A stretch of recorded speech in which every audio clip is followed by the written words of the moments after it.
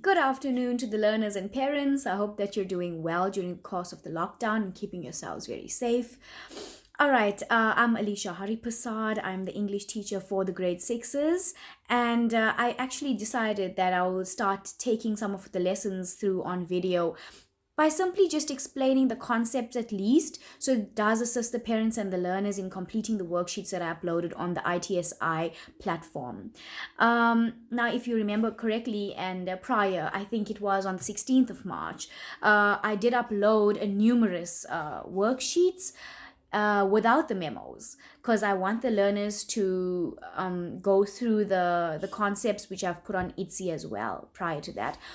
And I wanted them to understand it, attempt it, and then at the very end, before we reopen, I will put the answers to those worksheets online as well so that they can do corrections. But on the contrary, I also decided, with all the information that the learners have access to at this moment, I decided to just explain the worksheets. So maybe they might find it simpler than going and reading through all of those things. I decided that I will try and explain every concept that I can through a video, or numerous videos rather, but as per each section.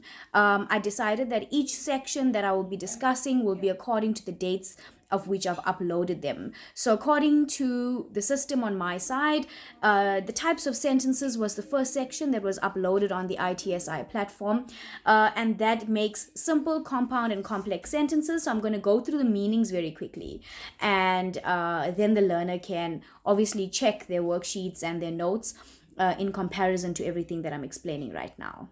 All right, cool. Okay, so if we're looking at a simple sentence, now if your child has to open up the ITSI, you'll find the exact same information that I have projected on my side is the ones that your child has access to as well. So the definition of a simple sentence, it is basically the most basic elements that make up a sentence. So for example, a subject, a verb, and basically a completed thought. So it has one clause and explains one simple idea.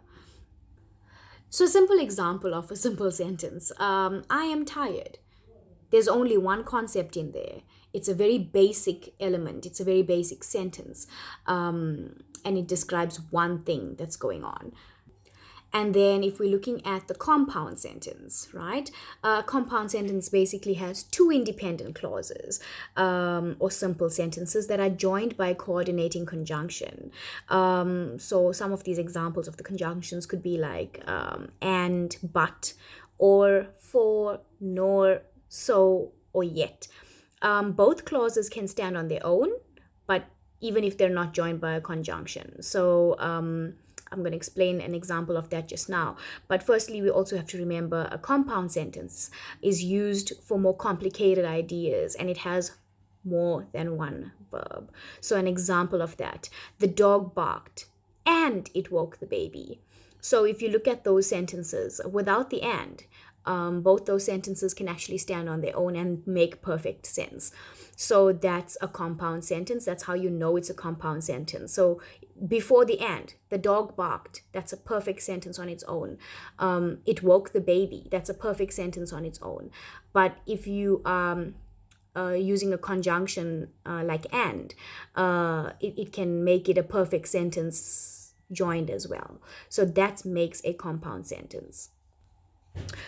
Okay, and then if we're looking at a complex sentence, so this also has a main clause. It has one or more subordinate clauses which are joined by a subordinating conjunction, such as although, even though, unless, like, etc.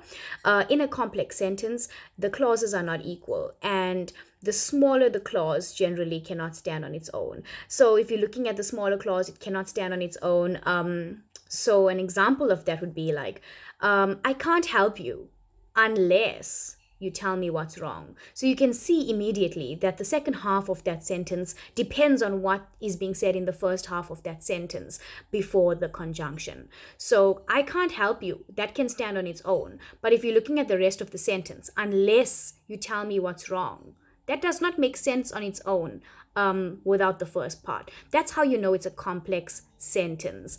So with that being said, let's attempt that worksheet. I will speak to you soon again.